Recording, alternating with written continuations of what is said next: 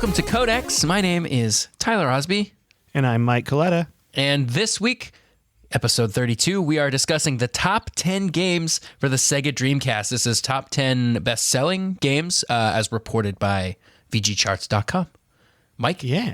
You wanna just jump right in at number 10? I'm just gonna jump right in. So yeah, the article, if you want to look it up, was Dreamcast turns 19 top 10 best-selling games on the console sales. End quote. So this game, this was in 2017 was when this article came out in like November 2017. So I feel like this is still pretty recent. I don't think the sales have changed that much. Or it's at probably all. all used sales anyway. Yeah, it's like so. Yeah, no. We're going for it. Here we go. Number 10, and I numbered them this time. So look at this. We're not going to get lost. All right. J-League Pro Soccer Club with 360,000 sales.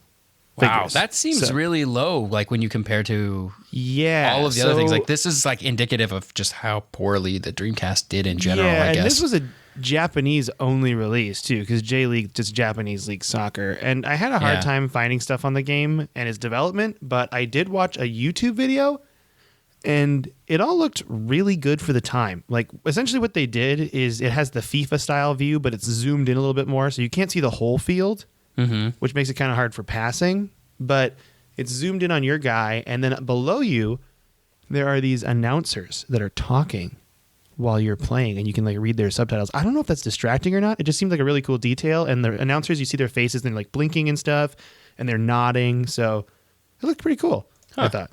Yeah, so it's just a cool soccer game. I think it was really big in Japan, obviously, and that's what made it on this list. Because you'll see that a lot of these games don't have a lot of sales figures. I mean, even the next one. So number 9, which was a big release title on the Dreamcast.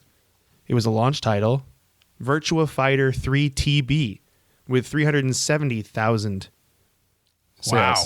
So this was like a big launch title, and it sold just marginally better than this like limited release in Japan. Wow. Yeah, it was not that great. I knew the sales-wise. Dreamcast didn't do great, but man, seeing these like the actual numbers here, I'm like, wow, it really did not do great.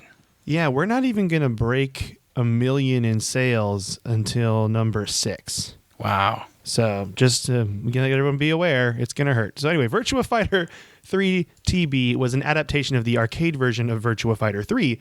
The big add-on they had was when it was released on Dreamcast, they had a team battle mode, hence TB. So it was Virtua Fighter 3 Team Battle. Where that makes sense. When one player was knocked out, another one would just instantly jump in on screen. And so like it's kind of like you had lives almost with different fighters in the matches, I guess. Oh, and so like picking your team, like if you pick like 2 or 3 things, and like so that would like change your strategy as you're like, okay, once I lose my first guy, now I have to play differently, and like the other person will have to play differently. It's interesting.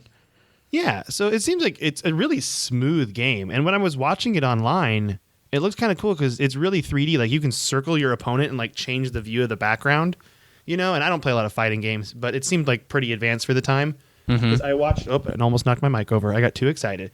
There was there's a thing I watched online from this guy named Tome of Infinity, and he does all these classic game reviews, and it's a YouTube channel. And he said that the controller for the Dreamcast actually made it harder to play.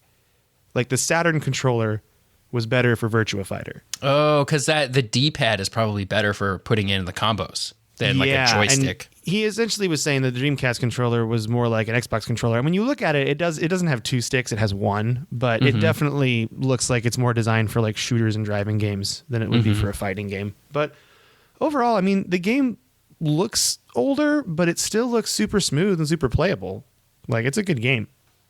Cool. So that was number 9. So now number 8, Sega Rally Championship 2. And this had 410,000 in sales.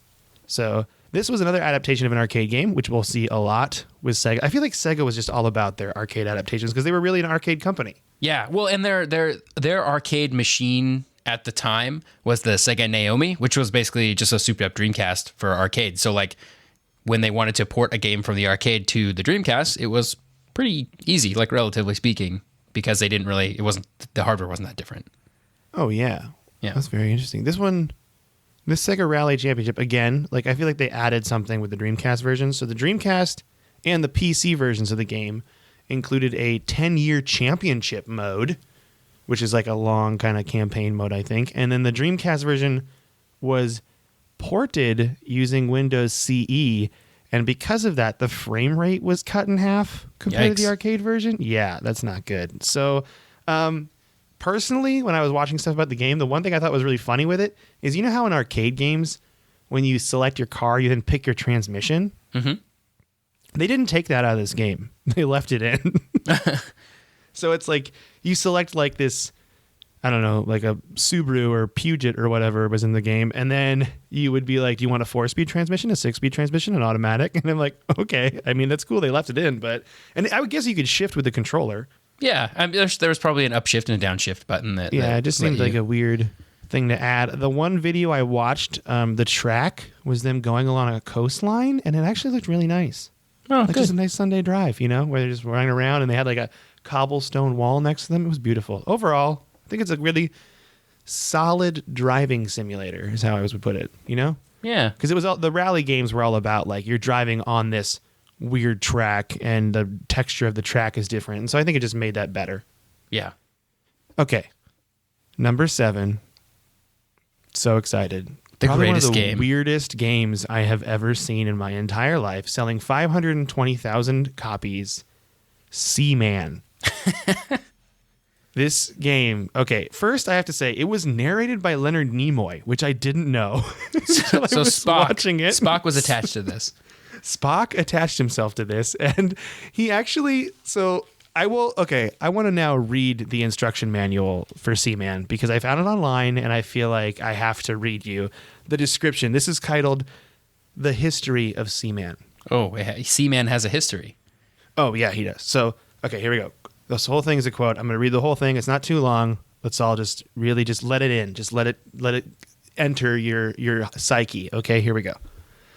The man who made the original discovery of Seaman was a French scientist by the name of Dr. Jean-Paul Gasse. Dr. Gasse was a member of a special team of French biologists dispatched to Egypt by the French government in the 1930s, when he discovered references to a creature dubbed, quote, the omnipotent messenger of the gods, end quote. Among the ruins of the Third Dynasty, he became determined to pursue this line of research and unravel this mystery. In March of 1932, in the city of Alexandria, Dr. Gasse happened to meet up with the local resident who had caught Seaman while fishing. Sorry. Wait, so what is Seaman, though? We should explain, what is the, it's like the a fish central conceit guy, of this game? A fish person. You're just a fish person. So you're the whole game is you have this pet it's a pet simulator. It's a Tamagotchi where you're raising this thing called a Seaman. It's like a half frog, half fish, that's too many halves, but it's like a frog fish person. It has a weird human face. It has a human face, and the whole point of the game was there was a microphone that you could talk to it. Oh. So, yeah. And so okay, I don't know if I should read this whole thing. It's not much longer, but it's like, I'm going to sum it up. Dr. Gasse, or Gasse, I don't know, it's French, takes the thing back to his lab, the Seaman eggs. They die in his laboratory. He's mocked by the scientific community. Then he disappears. We don't know where he went. Presumably he was trying to find Seaman, and he's just gone now. And then you somehow get these eggs, and then you have to raise Seaman. And if you want more details, you have to go to www.meetseaman.com, which if you type in that website right now, I'll do it just because I thought it was so funny. What pops up is, this domain is for sale. You can send your offers to dan@danmaher.com. So Sega did not bother to hang on to this one. Sega did not hang on to meetseaman.com, and this dude Dan bought it, and then he was just like, I'm going to try to sell it to someone who's a big fan of this game. Okay, I'll go back to my notes. But the Seaman, essentially, yeah, he's got 4 stages. Gillman, where he's essentially a fish. Podfish. I don't know why it's called Podfish. It's a fish that podcasts. I don't know. And then Tadman, and then Frogman. And when you get to the Frogman stage, he lays a bunch of eggs into the water, and then he dies. But the only way you can help raise your Seaman is you have to raise the heat in the tank or the air in the tank and feed Seaman. And those are the three things you can do. You can also grow an insect like farm to feed him bugs, and you have to like water that every once in a while. But in the videos I was watching, the controls are really awful. Like you can't lower the heat. You can only raise the heat or raise the air. You can't lower them. They just slowly go down over time. It's really weird. And the whole point of the game was you're supposed to like help out Seaman, and then eventually you're just supposed to walk away from your Dreamcast for a while and let him do his thing and then come back to it. We're kind of like Animal Crossing a little bit. Yeah. In that, so like it plays without you.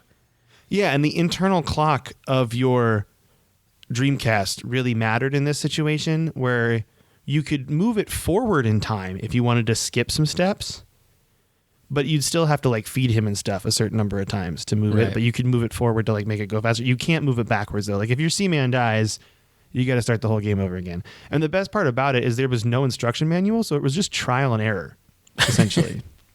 Yeah, this game is weird. And you could like eventually talk to Seaman and ask it questions, but he would never tell you what he needs. He would just ask you questions like, when was your mom born? When were you born? Like just really personal questions. It's really odd.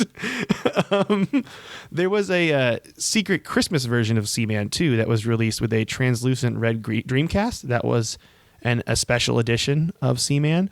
And the Windows version was planned with Seaman being able to interact with the user's applications, which I thought was interesting. But that was then canceled. So, yeah, the game is essentially a Tamagotchi for Dreamcast. Seaman won some awards. It received an Excellence Award for Interactive Art at the 1999 Japan Media Arts Festival. And then it received the Original Game Character of the Year Award at GDC 2002. And another one that I didn't put on here is Game Informer put it in the top 10 weirdest games of all time. Yeah, it's pretty weird. I'm actually surprised I'm partially surprised it makes the top 10 list just because it's so weird. And then the other part of me is like, well, you didn't have to sell that many to make the top 10 list. Yeah, you really didn't, apparently, for this. Like, I think it was a launch title, too. Wasn't it? Let me look real quick. I didn't look that up real quick. I should have probably checked that out. I think it was either a launch title or it was really early on. Yeah, well, I guess it came out on July 29th, 1999, so it was very early on in the release. Okay, so it was before the United States launch. Yeah, it was before the U.S. launch. The U.S. version didn't come out until August 9th, 2000. So it was a little ways down the road. It's just a really weird game. And the cover of the game is like, Caution, Seaman, and it has like a frog person on the cover like it's a road sign.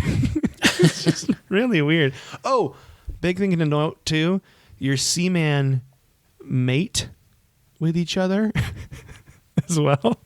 And they'll but it's like they're sucking the life out of each other until all of them die except for one, and then that one becomes the frogman. It's really weird. It's a really... you can't have a kid play this game because it's just going to bring up all sorts of questions that the parents are not ready to answer, I think. This must have been the kind of game where it was like they were listening to pitch meetings and like one guy's like, I want to make this like virtual pet simulator game. And everybody at the table was like, yeah, okay, that sounds cool. Why don't you go off and do that? We'll see you in a couple of years and you show us what you got. And then they went off and like the people who made the decision of saying like, yeah, you can do that, just forgot about it. And then when that guy came back and was like, here's what I got, they were like, what is this? And they just had to release it because it was so far along. That's what I'm imagining is what happened here, because there's no way this game had any sort of oversight during the development of it. There was like, if anybody from marketing came in and was like, can we sell this game? There's no way they would be able to say yes. Oh yeah. This game, I really encourage all of you to go on. I found the instruction booklet for the game on gamesdatabase.org. If you just Google like Seaman instruction manual, it's one of the first things that come up. But there's just all sorts of weird pictures they've done of like the fossil of Seaman and the ancient Egyptian papyrus drawing depicting the divine gift of a living creature. This is so weird. So they do have like, there's a section in the book called mental preparation. Mental preparation. You have to like prepare meditate yourself. before. Yeah, and they have like instructions on how to get started, but they really don't have like any like what you're supposed to do as far as like giving him oxygen or how much heat he needs or whatever. It's just like it's like if someone gave you a dog and then gave you the dictionary like definition of dog and then was like, all right, have a good time, just see you later. Like nothing, no instructions at all if you don't know. It's just, oh man, this game is something else. I am so excited. This game like made me so excited while researching it, and I watched a lot of videos on it because I was really into it. Okay, we'll move on though. Number 6. NFL 2K1 with finally we're hitting it 1,090,000 copies and the game was released on 9/7/2000. Now we're going to talk about this at number 3 because it would make more sense if I waited to talk about it. So we should just skip number 6 and go to number 5 right now because I just making more sense wise it seems easier.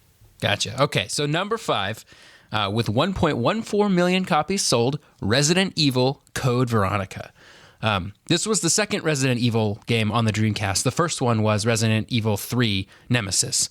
So this game takes place at the same time as Nemesis, just a few months after Resident Evil 2. But according to Wikipedia, the game originally started out as an attempt to port Resident Evil 2 to the Sega Saturn. When they figured out this was going to be pretty difficult and not really doable, they were just like, well, let's just make a new Resident Evil. Hey, I got an idea. Let's make Resident Evil 3, and we'll tailor make it for the Saturn, and it's going to be great. This game was actually intended to be Resident Evil 3, with the story that's told in Resident Evil 3 sort of being the like side story spinoff. But it didn't end up working that way because Sony had at least originally they had exclusive rights to the game Resident Evil 3. And so they couldn't make this one be Resident Evil 3 because it was going to come out on the Dreamcast. So Sony got their Resident Evil 3, which is what Resident Evil 3 Nemesis was, even though that wasn't like the true Resident Evil 3. So if you're a Resident Evil fan and you've played them all the main ones, but you don't play the spin-offs, you really should play Code Veronica, because it is intended to be a mainline Resident Evil game. Ooh. Yeah. This game would later be re-released as Code Veronica X on the PS2 and on the GameCube because the Dreamcast was struggling pretty hard, and they were like, we need to make our money back on this, so we're going to have to release it on other consoles as well.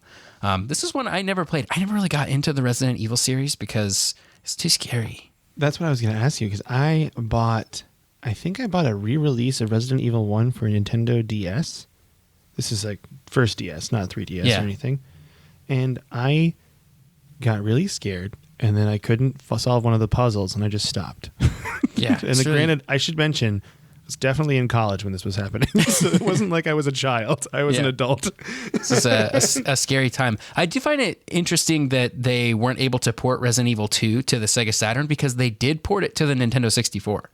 And it's actually one of the more technically impressive Nintendo 64 games. It has, I think... This is off the top of my brain, so I could be wrong here. I'm pretty sure it's the largest Nintendo 64 cartridge because it actually has some full motion video stuff in it. Not very good. It looks like garbage because it's like compressed and stuff for the N64. Cartridges. I want to say that one and then Conker's Bad Fur Day. They're like the same size of cartridge, but they're like the largest games for Nintendo 64. So I find it interesting that they couldn't they couldn't port it to the Sega Saturn, especially because they ported the first game to the Sega Saturn. I will say, I think when we eventually do a history on Resident Evil, we're going to have to play some of them. Just try to... Because I don't really know... The first one was very much more puzzle-centric, right? And then it got kind of more action-y. I don't even know... I don't know, man. Games is too scary. Too scary. You know what? We may never play it. We may just watch videos on it because we're both scared. Yeah, 3 scary, 5 me. It's like it's like when I got that Outlast game for free on Xbox One and I started playing it and I played like 5 minutes and I was like, nope. I just turned it off. Nope, like, not today. Uninstall. Too scared. The last scary game I've played to completion was Fear in 2006, and I was like, yep, gosh, I'm good. That's a great game. I played Fear. That game was so great. That was a good mix of horror and action, though. Yeah, I really like that. Amnesia: The Dark Descent is not bad. Oh, GameCube, right? No, that was Eternal Darkness, Sanity's Requiem, which is also not bad. But Amnesia is more recent. It's like 2009, so I guess not that recent. It's like a decade old. It's scary, though. Anyway, Tyler and Mike don't really play scary games because too spooky, bro. Too spooky. Too spooky. Number 4. 1.18 million copies sold. The game is called Shenmue. This game, I played a little bit of it, but I remember when it was being advertised and when it was coming out, it was like advertised as just the greatest game ever. Like it had this open world in a time where open world games weren't really a thing. It was like super story based. You play as Ryo, a man who has returned to his family dojo to see his father killed by this Chinese guy, and Ryo vows revenge and goes on a sweet martial arts adventure to get revenge for his father. Who doesn't love a sweet martial arts adventure? Yeah, that's the key. And it was like super open world, and you had to like investigate. And one of the joke is that he's always asking about sailors. Like for some reason, he's looking for some sailors. And like so, when you talk to all these people, he's like, "Anybody seen any sailors? Have you seen any sailors? I'm looking for some sailors." Like it's just funny, like the way he says it over and over again. The thing that sticks out to me about this game in the time that it was released was the fact that you can interact with the vending machines. You could like buy Coke from the vending machine, and the game was sponsored by Coke, which was part of the reason it had such troubles being released, because it was sponsored by Coke, and I think there was one other sponsorship that it had that was like it had a hard time dealing with, like the actual like logistics of sponsoring a thing. I don't know, it was weird, so it made it difficult to like re-release the game later. But yeah, it's a pretty cool game. It started development as a Virtua Fighter RPG for the Saturn. But then it ended up taking too long, and they decided, you know what, let's take this over to the Dreamcast. And then it started becoming different from Virtua Fighter. And they're like, it's not really a Virtua Fighter game, so we'll just make it its own thing. Which is, it's kind of interesting, this line of like taking games in one genre and then just making another genre version of it. Like, Panzer Dragoon, where it was like this rail shooter where you're flying on dragons. And there's like, but Panzer Dragoon Saga is like this Japanese RPG game. It's just interesting how they just take it and like just make an RPG version of it. Shenmue was released in late 1999, and at the time, it was the most expensive video game ever created. It cost $70 million US dollars. It got a sequel called Shenmue 2 in 2001, which was released in Japan and Europe, and it later came to the United States on the Xbox. Shenmue 2 did. Oh, I think I've heard about that on Xbox. Yeah, I have a copy of it for Xbox. The Shenmue series was planned to be a trilogy, but they never released Shenmue 3, although they have announced it, and I think it's supposed to come out next year, Shenmue 3. Dude, that's cool. I like that they're finishing it up. You know, you gotta finish the trilogy. You can't just bail on it. By the way, off topic, tangent time. You ready? Yep. I didn't know they were making Toy Story 4.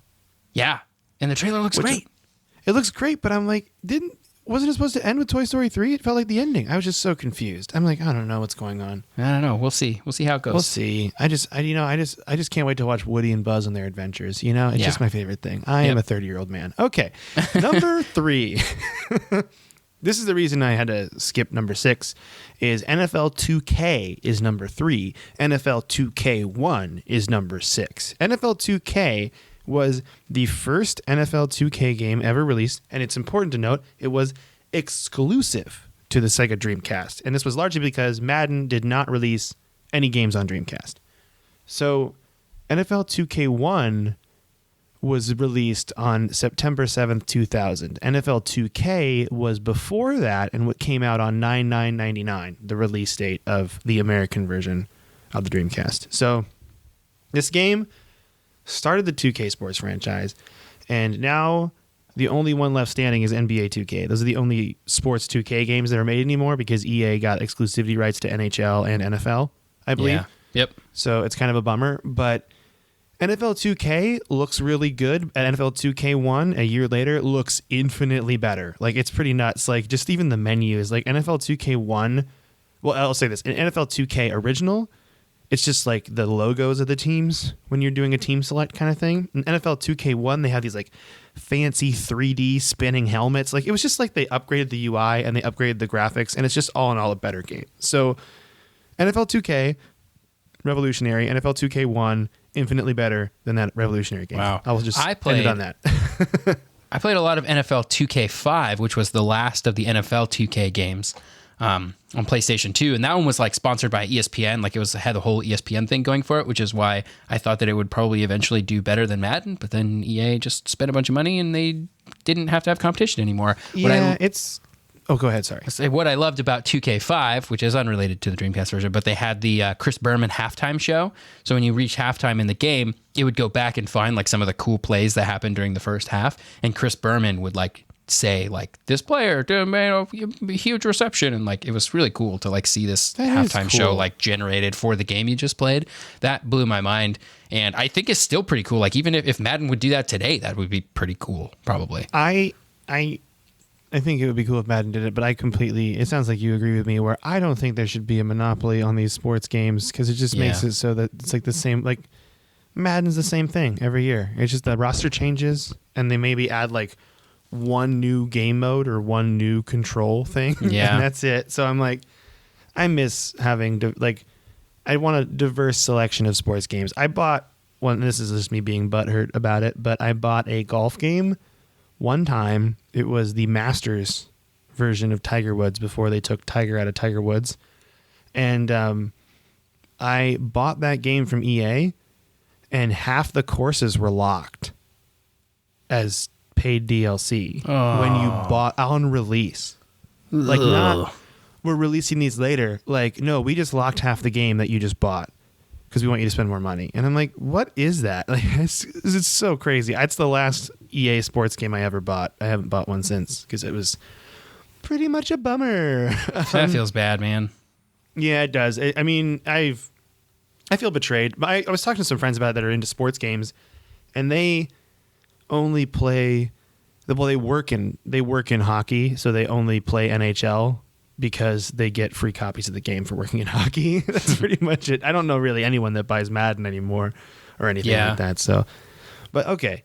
Number 2, you want to hit it, Tyler? Yeah. 1.81 million copies sold. Crazy Taxi. Oh, yeah. I don't have a lot of personal experience with this one, but the game series is exactly what it sounds like. You're a taxi driver, and you got to drive people around, picking people up and dropping them off. You got to do it as fast as possible, and obviously, you got to do as many tricks as possible. Oh, it's all about style. Because that's how you get tips, right? That's what I base when I like take an Uber somewhere. That's what I base tips on. How many tricks did you do on the way? So it's this really crazy like arcade driving game where you're racing and also trying to do tricks, and it's all timed, and it just feels super arcadey, which is fine. And it originally released in arcades, and then it was ported to the Dreamcast because it was pretty easy to do that because the arcade Naomi arcade machine was pretty similar to the Dreamcast architecturally speaking. So that's it. Crazy Taxi. Drive around being a taxi driver, dropping people off. Sounds like it's probably super fun. I played it on PS2, and I was a big fan of the game, and it was super fun. But then Simpsons Road Rage came out, which was Crazy Taxi, but with Simpsons themes. They actually sued the Simpsons over that. They did? That makes sense because, it was the exact same game. It was just like you're a Simpsons person instead of a taxi driver. Simpsons did that with Hit and Run also. They were just like, we'll just make a Simpsons Grand Theft Auto. Oh, yeah, I remember that. Did that game come out for consoles? Hit and Run? Yeah. Yeah. Because I know they have one that's like Tap Rampage. It's on like a phone game. I'm confusing it. Okay. I never played that Simpsons one though, but yeah, Crazy Taxi was a fun game. It just was very limited. It felt like it was kind of like Tony Hawk's Pro Skater 1, where you have a level and you do the level and you're kind of done. Mm-hmm. And you get so good at that level that you'll just unlock everything at once and you're just like, okay, well, I guess I'll move on. So, I mean, it's a fun game though. It's a cool idea. Yeah. It's a really cool idea. So, all in all, 10 out of 10 would play again. Thank you, Crazy Taxi. Great game. Number 1, and the fact that it has not been mentioned yet means this is probably pretty obvious. 2.42 million copies, which if I were to take a guess, probably lines up pretty closely with how many Dreamcasts were sold. Sonic Adventure. Ooh. Love Sonic Adventure. So this game was like super heavily anticipated because Sonic didn't get anything resembling a main series entry for the entirety of the Saturn's life cycle. So like there was Sonic Jam that came out that had a bunch of older Sonic games, and there was kind of a 3D thing to it. There was a Sonic Extreme that was being developed for the Saturn but never really came out.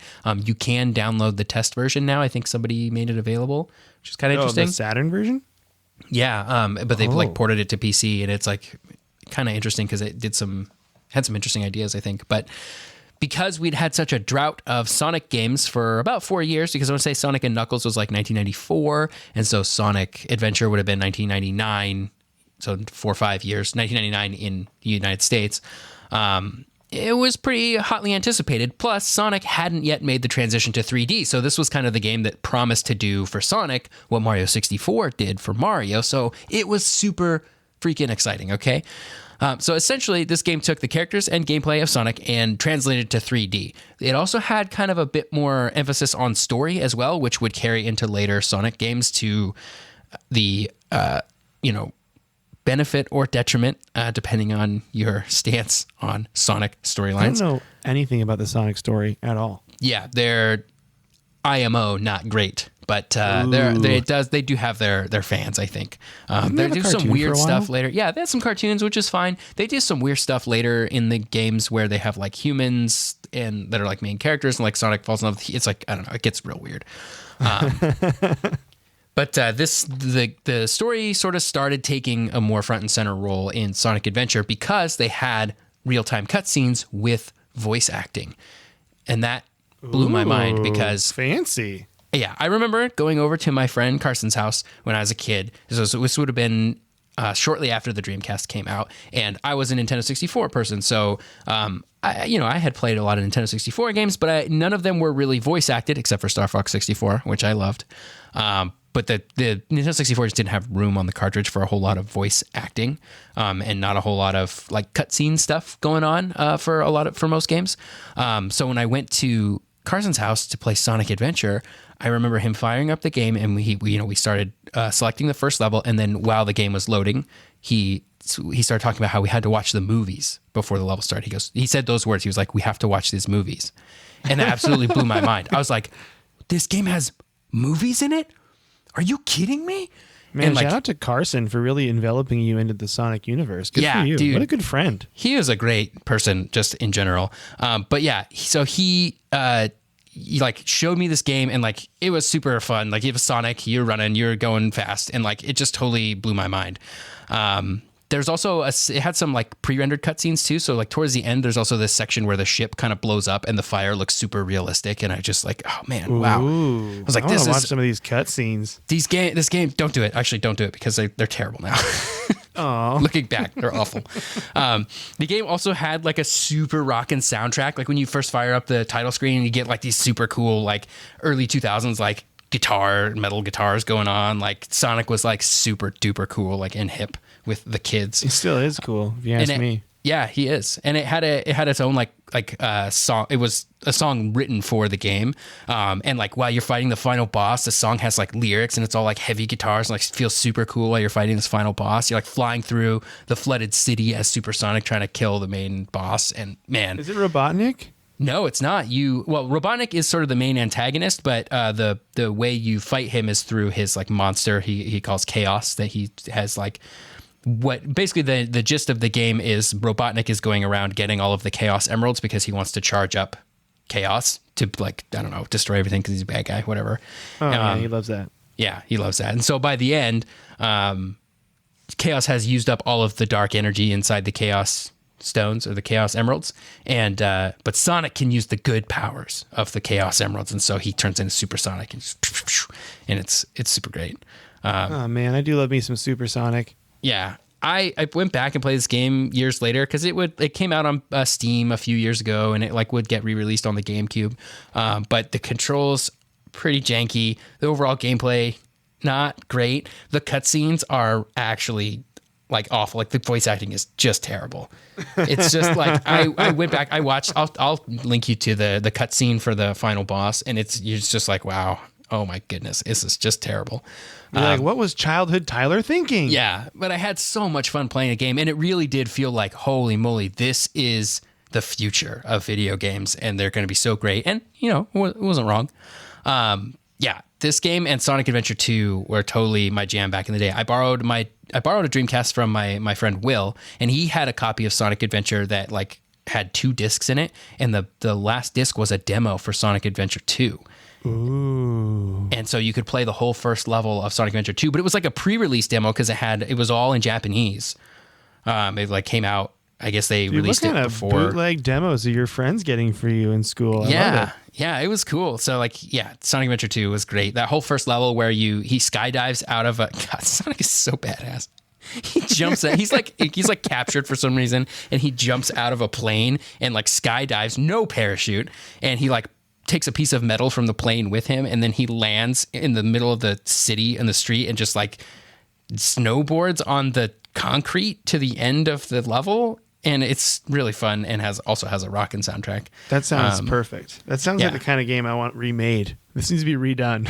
Yeah, Sonic Adventure 2 should be redone. The game was also, God, this is how like early 2000s this game was. It was sponsored by Soap Shoes. Do you remember Soap Shoes? I saw this in the notes and I wanted a pair of Soap Shoes so bad. Yeah. Because those are the shoes you could grind on rails. Yeah, and Sonic could do that. Like they must have secured this sponsorship and then built gameplay like elements around it or something. But yeah, he could grind on rails and it was really fun. Yeah, that was crazy. I still want Soap Shoes. They still make Soap Shoes for adults in the year 2018. Probably. The other thing that these games had was the Chow Garden. So because the Dreamcast had one of those memory cards with the screens and the buttons and the D-pad on it, it could link up to Sonic and you could transfer your chows, which were like little Tamagotchi things. You like took care of them. They're super cute in the game, but you could transfer them to the memory card and you could carry the memory card around and like feed it and like play little mini games and like level them up and stuff. And then you could transfer them back to the game and race them and fight them and they would evolve. And it was like really fun. It was like cool to be able to take a piece of the game with you when you weren't home. Oh yeah, that's really cool. Yeah. And Man, those would be what? Oh, sorry. We got to talk again, just like future episode ideas. Tamagotchis, that whole, like, I think it's Gigapets was the other version. Yeah, Gigapets and like Omnipets. That was I remember kids having like 20 of them on a keychain. Yeah. Going to school. That was so awesome. That was such a cool time. What a time the to 90s. be alive. Yeah, man, I don't know. Sonic Adventure is just, it's like bad now, but I have such good memories associated with it. Like so much fun that I had like playing it at Carson's house and like playing it at my house and like, yeah, so much fun. That's what's important, right? Like that's the thing that you like remembering it that way is more fun than playing it now. Because I do that all the time with games where I'm like, I should replay that. And then I look at it and I'm like, I don't know. Although I will say I still will play and pick up on N64 Tony Hawk's Pro Skater 1. Oh. I'll still play that because I'm like, this gameplay is just so good. Yeah, that game's timeless. All those Tony Hawk games are timeless. By the way, I Googled just Soap Shoes, and one of the second article after the Wikipedia one is a Vice article titled "The Bizarre, Lonely Story of the World's Best Soap Shoe Pro," and it was in November 2nd, 2017. Whoa. So I think it might be dead. I gotta read that. Yeah, I'm going to read it right after this. It says, the forgotten sport's most vocal proponent just made a movie, and it's absolutely astounding. Okay, I'm going to read. Yeah, I'll send this to you in the Discord. Oh my gosh, that's so yeah, funny. it's pretty great. Yeah. Okay, sorry to interrupt your Sonicness. I just felt like I had to that's share. it. That's like the end of like the game's bad, but man, I loved it. I went back and watched the like a YouTube video of the final boss fight, and I still know all the words to the song that plays during that fight. And Sonic Adventure 2 like one ups it. Like so in Sonic Adventure 1, you're flying through a flooded like New York. I don't know if it's actually New York, but like sort of supposed to be New York. And you're like beating the boss there. In Sonic Adventure 2, you're flying through space. Whoa. And you have to fight Shadow the Hedgehog in space. Whoa, there's a Shadow Hedgehog? Yeah, he comes in Sonic Adventure 2. That's where the storylines start going off the rails once you get Shadow in there. Because he was like super dark and edgy and like really everything that early 2000s me wanted. Early preteen Tyler needed to know. Yeah, yeah. Oh man, it's just the meme, sad the and nothing edgy. personnel kid meme. That's like kind of what it's sort of making fun of Shadow the Hedgehog. I will say, oh man, I kind of want to just look. I'm gonna watch a video of this game later today for sure. Yeah, I'll link you to some choice. All right, you ready to do some honorable mentions? And these are all yours, by the way, because I never played a Dreamcast. Yeah, Ever. I didn't. What? I will say one thing, because in redoing the research for this and listening to that guy's YouTube channel that does the classic game reviews, he said you can get a Dreamcast and all of its peripherals for extremely cheap nowadays. And the games themselves are also really cheap. Yeah, the games are super cheap, and one of the things that sort of contributed to the downfall of the Dreamcast is during the Dreamcast's lifespan, it became really easy to pirate games. So easy that it was like put a CD in your computer, burn the CD, put it in your Dreamcast, and you could play it. Like you didn't have to do any modifications. Oh, wow. Yeah, so like not only are the games super cheap, but if you were on the willing to sail the high seas of piracy, you could also pretty easily get a lot of other games too. I'm gonna go. Which Craigslist should I go on to? L.A., Seattle? Which one do you think? Go on to Seattle one, because if you're trying to get one. Yeah, I'm gonna go on to Seattle, and I'm just gonna look up. While you mention your first honorable mention, I'll be looking up Sega Dreamcast and see how much the cheapest one goes for. My first honorable mention for Dreamcast games is a game called Rez. Rez is super weird. It's like a vector kind of. It like has this really trippy art style that like I can't even really begin to describe. It's a lot of wireframe stuff, but the gist of the game is you're like flying straight forward. It's a corridor shooter game where you shoot things that are kind of coming at you, but it takes place like I think inside a computer, and you're like unlocking, like trying to hack into the computer by flying through space and destroying things. It's really hard to explain, but the reason it makes my honorable mention list is because it's a really solid rail shooter, but it also has such a unique art style and unique music. Oh, that's the other thing. It's like all of the sound effects when you're shooting stuff is like music, so it like goes along to the beat, and like as you play the game, you're like almost creating music while you play the game, which is really beautiful. Wild. And so every level has like a different sort of thematic. And as you get closer to like the core of the computer, like it's more and more crazy. Super, super fun. It got not a sequel, but like a spiritual sequel later on the Xbox 360 and PlayStation 3 called Child of Eden, which is also very much worth playing. Yeah, that game is also super worth playing. Rez, you can get on PC now. It came out on PS2. I think you can get it on everything now. I think it's seen a few re-releases, but yeah, super worth playing, especially if you see it on sale. It's a really weird game. I will mention, by the way, according to Craigslist, someone has a Sega Dreamcast for sale in Seattle with 2 controllers. They look like memory card units with the little screens on them. I think that's what they are. Yeah. 2 games, Thunderstrike and Marvel vs. Capcom 2, and it's $100. So it's not bad. Yeah, that's not. But there were terrible. definitely cheaper ones on here. So yeah. Dang. It's awesome. Honorable mention number 2 is sort of a grouping of games that I call the PC ports. Like games like Quake 3 Arena and Unreal Tournament, and I think there were a few other ones, but these games you could actually play online, and at least in Quake 3's case, you could play online with people playing on their computer, which I thought was pretty nuts. Like they were just straight ports to the Dreamcast, and they play okay. I actually just picked up a copy of Unreal Tournament a few months ago that a friend was getting rid of at work, and I was like, I'll take it because I really love Unreal Tournament. But yeah, that's like a unique thing that the Dreamcast had that like none of the other systems really got, especially in the crossplay with like Quake 3 being able to play online with PC players. I'm like, you still can play online on Quake 3 if you wanted to, which is kind of crazy. The last honorable mention for me is a sort of MMO RPG called Phantasy Star Online, which was... I've heard of this. It was kind of MMO. It was MMO. It was more like Diablo, where like you feel like you're part of the same world as a lot of other people, but you're really only playing with like 3 or 4 at the same time. Or like Destiny is kind of like that too. Wasn't it? It was really big.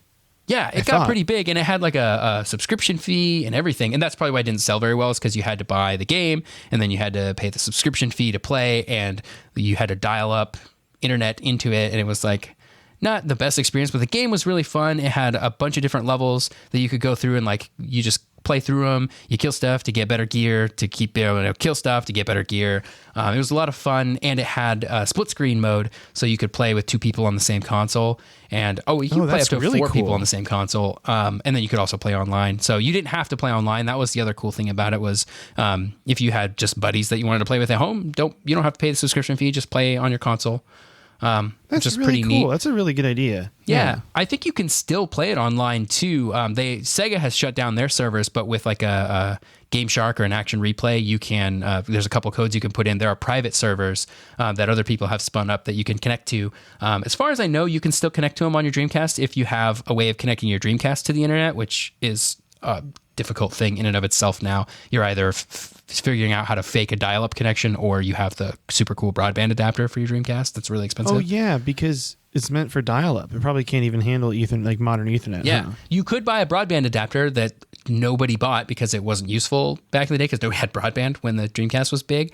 So there are not very many broadband adapters. There's like $100, but you could get one. But I think the way most people connect their Dreamcast to the internet now is through like a complicated, like a USB modem for your computer that like simulates a phone line that your Dreamcast can dial into, and like that's a weird kind of setup that you can do it that way. Yeah, I mean, if you're trying to play Phantasy Star Online, the Dreamcast really isn't the best way to do it. That game was also on PC. Just play it on your PC.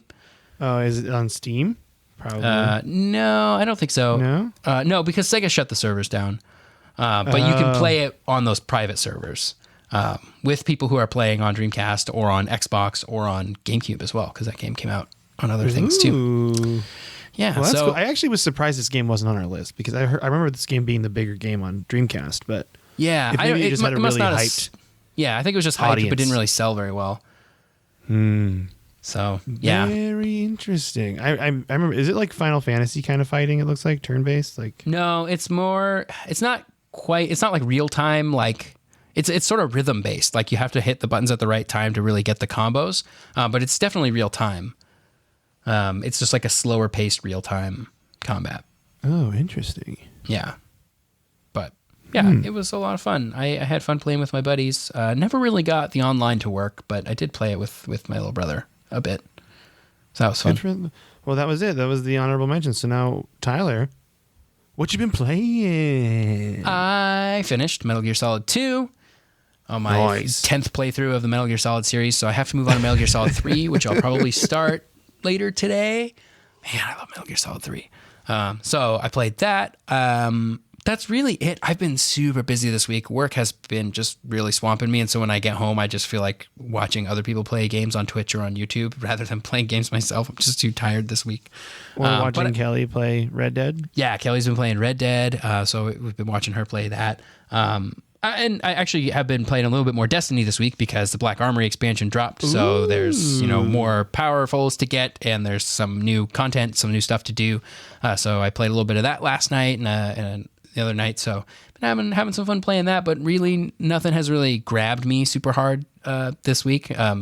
Once this next week, I got some stuff happening at work this next week, and once that's over, I think things are going to calm down a bit, and I'll have some time to play. And then I'll be on my winter vacation. And I'm going to play so many games. I'm going to play so many games. Yeah. Well, I am very close. I think I'm on the last chapter of Red Dead. Okay. Red Dead 2? Yeah. Red Dead Redemption 2. I'm on the last chapter. So that, and then Black Armory came out. So I've been kind of switching between those two. But also, Battlefield 5 they've had a big patch that came out. And it definitely smooth things over for me. Like okay. I feel pretty good about it now. Yeah, I'm pretty into it. Still playing with my friends. Like it's just one of those games. Like it's the shooter I play with my buddies, and that's why I like it. And in that way, it's going great to me. Yeah, I was thinking about picking that up because I think it's on sale this week. If you buy it from within another Battlefield game, it's like $30 on Xbox. Dang. So I was like, oh, that sounds like a good. And you have Battlefield 1 on Xbox, so you can buy it within that. Yeah. And then we can play, and it'll be really fun. And so enjoy I might check that free DLC together. Yeah, that's what it's all about. As soon as we're done here, maybe I'll check that out and see if I can buy that. Because you're right. There's no more premium pass, so I don't need to worry about like buying it and then having to buy more later. I'll just always have it, right? If you just get it crazy cheap, it's the way to go. I will say, I am very impressed with this hotel internet right now because I was playing it earlier. I was playing it yesterday, Battlefield 5 on the hotel Wi-Fi. It was totally fine. Nice. Yeah, amazing. Just mad props out there to the Rogue Regency here in Medford, Oregon. You're doing great things with your Wi-Fi. Okay. But I think that'll be it for the day. I feel kind of bad about this one because I never really got to experience a Dreamcast. I never got to play it.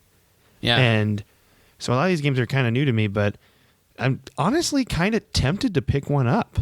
You should. Like, I feel like I could get one used somewhere. I mean, I could do the whole emulation thing, but I kind of feel like that would be missing the experience. I want to hold the controller and like plug it into my TV and play it, you know? Yeah, that you want to hold that just terrible controller. That horrible looking controller Truly with the awful. weird screen things in the inside of it. Oh, it seems odd. Yeah. And the memory cards always ran out of batteries. Like when you wanted to play, you didn't need batteries to like store games on them, but when you wanted to play like the Chow Garden or something. You're like, I haven't played that in a while. I'm going to transfer it to my memory card. You pull the memory card out and it dies immediately. And you're like, oh, and it took like these special, like watch batteries.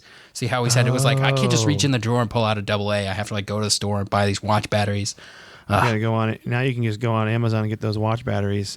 Yeah. But then you gotta wait. It was just, that's the biggest thing I remember of like wanting to play the VMU games, but the battery's just always being dead.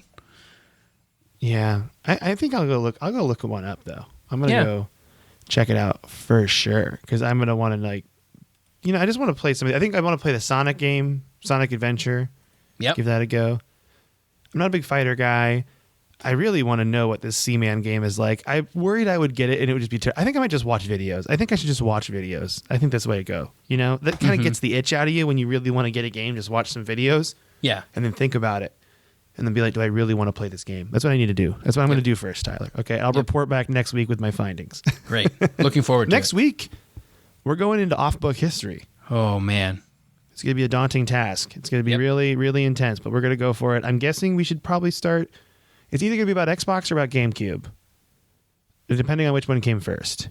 I think they released not on the exact same day, but like more or less the same day. Okay. Well, we'll figure that out off air. Yep. And then, so that's it. That's for the day. Thank you so much for listening. As always, you can find Tyler on Twitter at SneakerElf with ELPH. You can find me at MeColetta. We have an email at codexhistorypodcast@gmail.com.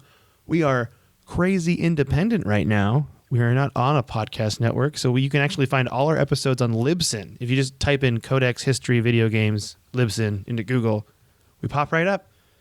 It's a great way to listen to us. Also, you can go on Apple Podcasts and Stitcher and wherever you get your podcasts and rate and review us. It would be really, really nice to do, and it helps us out a lot. And that is it for the day. We're done. Cool. Bye, everybody. Goodbye.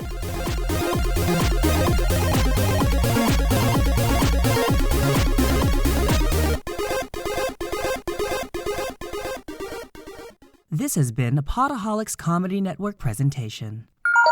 Podaholics.com